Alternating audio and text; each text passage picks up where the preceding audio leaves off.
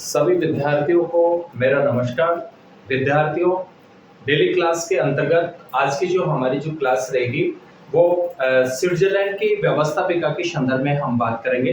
देखिए, प्रत्येक देश की जो सरकार होती है या जो शासन होता है, और शासन और सरकार तीन अंगों से मिलकर के बनता है: व्यवस्थापिका, कार्यपालिका और न्यायपालिका।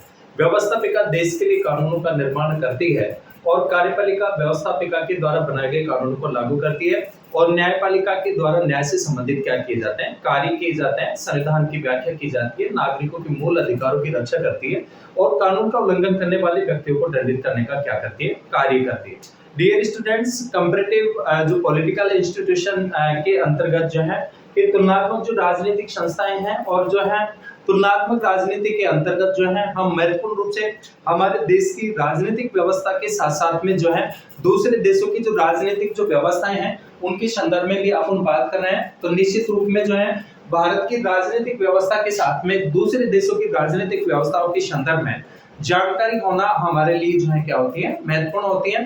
प्रिय विद्यार्थियों, लगातार और सतत जो है प्रयास करते रहें। आप लगातार जो मेहनत आपकी है वो आपको सफलता की सीढ़ी पर जो है पहुंचाएगी। निश्चित रूप में आपको कामयाबी मिलेगी, इस बात की मैं उम्मीद करता हूं। तो चलिए स्टूडेंट्स, हम बात करते हैं स्विट्जरलैंड की व्यवस्थापिका।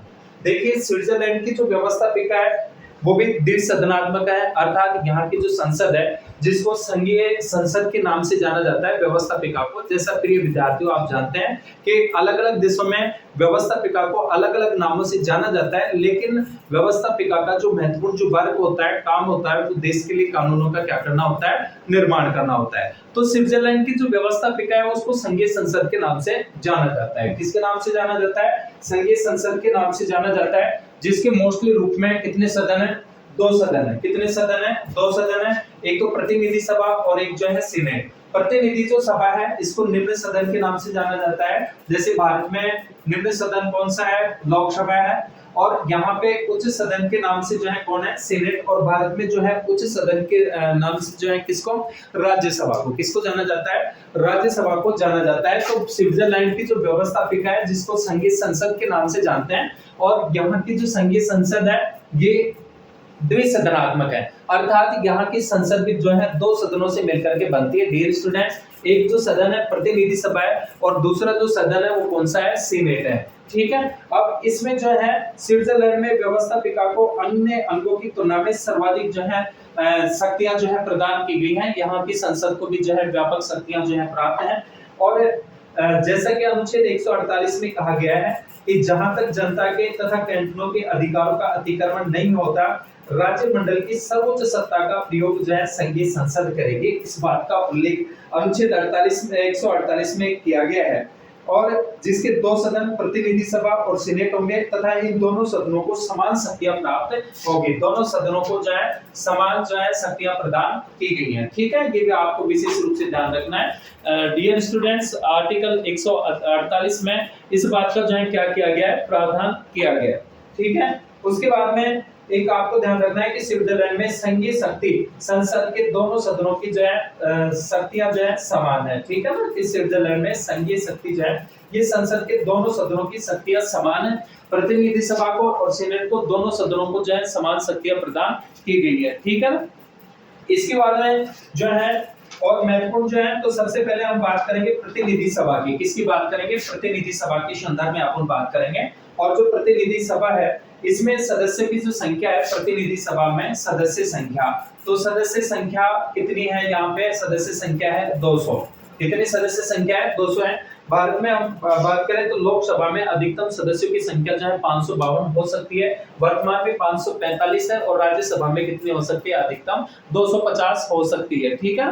तो यहाँ पे स्विट्जरलैंड में जो है जो प्रतिनिधि सभा है, प्रतिनिधि सभा में सदस्यों की संख्या कितनी है? 200 है। इसके अलावा प्रत्येक कैंटन एक निर्वाचकीय जिला होता है और जनसंख्या के आधार पर प्रतिनिधि भेजे जाएंगे। परंतु प्रत्येक कैंटन का कम से कम एक प्रतिनिधि प्रतिनिधि सभा में अवश्य ही होगा। ठीक है। तो डियर स्टूडेंट, जो स्विट्जरलैंड है, स्विट्जरलैंड को जो है प्रत्यक्ष लोकतंत्र का घर भी कहा जाता है, क्योंकि कुछ कैंटनों में जो है प्रत्यक्ष लोकतंत्र हमें जो है देखने को मिलता है स्विट्जरलैंड में, और प्रत्यक्ष लोकतंत्र की प्रयोगशाला के नाम से भी जो है स्विट्जरलैंड को जाना जाता है। तो यहाँ के जो प्रतिनिधि सभा है, इसमें सदस्य संख्या 200 है। कितनी है? 200 है। चुनाव की बात करें तो स्विट्जरलैंड में 18 वर्ष की आयु के प्रत्येक व्यक्ति को मताधिकार प्राप्त है, यानी वयस्क मताधिकार के आधार पर। ठीक है ना, कि वयस्क मताधिकार प्रदान किया गया है। ठीक है। चुनाव जो किया जाता है किसके आधार पे किया जाता है? वयस्क मताधिकार के आधार पे किया जाता है। और प्रत्येक स्विस नागरिक जिसे मताधिकार प्राप्त है, प्रतिनिधि सभा, संघीय सरकार या संघीय सर्वोच्च न्यायालय की सदस्यता जो है क्या कर लेता है? वो प्राप्त कर लेता है। परंतु एक ही समय में एक का ही क्या बन सकता है? सदस्य बन सकता है। ये अनोखी विशेषता हमें स्विट्जरलैंड के अंतर्गत देखने को मिलती है। और निर्वाचन में कि वयस्क मताधिकार के आधार पर जनता द्वारा प्रत्यक्ष रूप से आनुपातिक प्रतिनिधित्व प्रणाली तथा गुप्त मतदान के द्वारा होते हैं। गणपूर्ति बहुमत आधे से अधिक यानी 101। ठीक है ना। गणपूर्ति की बात करें तो आधे से अधिक, 200 संख्या है तो कितने होंगे? 101 सदस्य होना क्या है? आवश्यक है। ठीक है। ये क्या है? ये यहाँ की गणपूर्ति के लिए है। ठीक है ना, प्रतिनिधि सभा में। इसके बाद में जो है इसके अधिवेशन की बात करें तो अधिवेशन जो है वर्ष में 4 बार होते हैं। प्रतिनिधि सभा के अधिवेशन जो है कितने बार? वर्ष में 4 बार। ठीक है ना। भारत में 2 बार होना आवश्यक है, वर्ष में जो है कितनी बार? 4 बार इसके अधिवेशन होने के हैं आवश्यक है प्रतिनिधि सभा के। इसके अलावा एक अध्यक्ष होता है और एक क्या होता है? उपाध्यक्ष होता है। प्रतिनिधि सभा में एक कौन होता है? एक तो होता है अध्यक्ष। कौन होता है? एक अध्यक्ष होता है, और एक कौन होता है? एक होता है उपाध्यक्ष।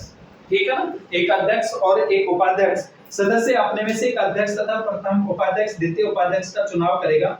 1 वर्ष के लिए किए जाते हैं, परंतु लगातार दूसरे वर्ष के लिए नहीं चुने जाएंगे। अर्थात प्रत्येक वर्ष अध्यक्ष भिन्न कैंटनों से जो है क्या किए जाएंगे? चुने जाएंगे। डियर स्टूडेंट्स, ये भी हमें जो है अनोखी विशेषता यहाँ पर देखने को मिलती है। और स्विट्जरलैंड में जो है बहुल कार्यपालिका भी पाई जाती है। नेक्स्ट क्लासों में हम जब स्विट्जरलैंड के संविधान के संदर्भ में बात करेंगे, उसकी जो है विशेषताएं, तो बहुत सारी अनोखी विशेषताएं हमें स्विट्जरलैंड के संविधान के अंतर्गत देखने को मिलेंगे। ठीक है ना। जबकि भारत में हम बात करें तो लोकसभा अध्यक्ष, लोकसभा के जो सदस्य होते हैं वो अपने में से एक अध्यक्ष और एक उपाध्यक्ष का क्या करते हैं? चुनाव करते हैं। और यहाँ पे जो है जो अध्यक्ष होता है केवल 1 वर्ष के लिए चुना जाता है, परंतु यह परंपरा है कि जिस वर्ष जिस कैंटन अध्यक्ष रह चुका हो, दूसरे का वह उसी कैंटन का सदस्य अध्यक्ष नहीं बन सकता, और अध्यक्ष को निर्णायक मत देने का अधिकार होता है। ठीक है। तो ये तो बात हुई किसकी? प्रतिनिधि सभा की। किसकी बात हुई? प्रतिनिधि सभा की। चलिए अब हम बात करते हैं सीनेट की। जो द्वितीय सदन है, उच्च सदन है स्विट्जरलैंड में, स्विट्जरलैंड की संघीय संसद का, इसको जो है राज्य परिषद के नाम से भी जाना जाता है। और क्या बोलते हैं इसको? राज्य परिषद। किसके नाम से? राज्य परिषद के नाम से भी जो है जाना जाता है, या सीनेट इसको जो है बोल सकते हैं। और मैं बता दूं आपको कि 1838 में निर्मित संविधान में संघीय व्यवस्थापिका को संघीय सभा का नाम दिया गया था, और जिसके जो सदन थे वो राष्ट्रीय परिषद और एक जो है राज्य परिषद। इसमें सदस्यों की बात करें तो 46 होते हैं। ठीक है। सदस्य संख्या तो सदस्य संख्या जो है इसमें कितनी होती है? 46 होती है। और जो है 20 पूर्ण कैंटनों को 40, यानी 20 जो पूर्ण कैंटन है उनको तो 40, और एक पूर्ण कैंटन को 2 सदस्य तथा 6 अर्ध कैंटनों में से एक सदस्य इसमें होते हैं। इस तरह से जो है 20 तो पूर्ण कैंटन है, और जो है 6 क्या हो गए? अर्ध कैंटन। तो पूर्ण कैंटनों से 2 सदस्य होते हैं और 6 अर्ध कैंटनों से एक सदस्य। 1848 में निर्मित संविधान में इस बात का प्रावधान था कि राज्य परिषद के सदस्यों के चुनाव का नियमन कैंटनों के द्वारा किया जाएगा, और निर्वाचित सदस्यों का कार्यकाल 1 वर्ष से लेकर के 4 वर्ष होगा। कितने वर्ष से होगा? 1 वर्ष से लेकर के और 4 वर्ष होगा। इस प्रकार उच्च सदन कैंटनों का प्रतिनिधित्व करता है, और प्रतिनिधि सभा के समान अध्यक्ष और इसमें उपाध्यक्ष भी होते हैं। दोनों सदनों की संयुक्त बैठक अनुच्छेद 151 में व्यवस्था की गई है, और दोनों की संयुक्त बैठक की अध्यक्षता जातीय निधि सभा का अध्यक्ष निम्न कार्य के लिए दोनों की संयुक्त बैठक जो है बुलाई जा सकती है। एक तो संघीय सरकार के सदस्यों अन्य पदाधिकारियों के चुनाव हेतु, उच्च संघीय सत्ता के बीच क्षेत्र अधिकार संबंधी विवादों के निपटारे हेतु और समाधान के प्रार्थना पत्रों पर चर्चा करने के लिए दोनों सदनों की पृथक बैठकें और संयुक्त बैठकों में निर्णायक मतदान में भाग लेने वाले सदस्यों के बहुमत से होंगे। इसके अलावा संसदीय आयोग, संसदीय वर्ग और संसदीय सेवाओं की व्यवस्था कि संसद अपना कार्य सुचारू रूप से करें, इसके लिए अनुच्छेद 155 में संसदीय आयोग, अनुच्छेद 154 में संसदीय बल और अनुच्छेद 155 में संसदीय सेवाओं की क्या की गई है, व्यवस्था की गई है। और संसद की कार्रवाई का प्रत्येक दस्तावेज जर्मन, फ्रेंच, इटालियन और रोमन चारों ही भाषाओं में क्या किया जाता है, प्रकाशित किया जाता है। स्विस के संघीय के दोनों सदनों को विधायी, प्रशासनिक और वित्तीय क्षेत्रों में जो है यहाँ पर स्विट्जरलैंड में जो है दोनों सदनों को समान शक्तियां प्रदान की गई हैं। तो प्यारे विद्यार्थियों, डियर स्टूडेंट्स, जो है आज की क्लास के अंतर्गत हमने स्विट्जरलैंड की जो व्यवस्थापिका है और इसके जो दो सदन है, एक प्रतिनिधि सभा और एक सीनेट जो है, दोनों के संदर्भ में हमने महत्वपूर्ण बातों पे चर्चा की। मिलते हैं नेक्स्ट क्लास में नए टॉपिक के साथ में, तब तक सभी विद्यार्थियों का बहुत बहुत धन्यवाद।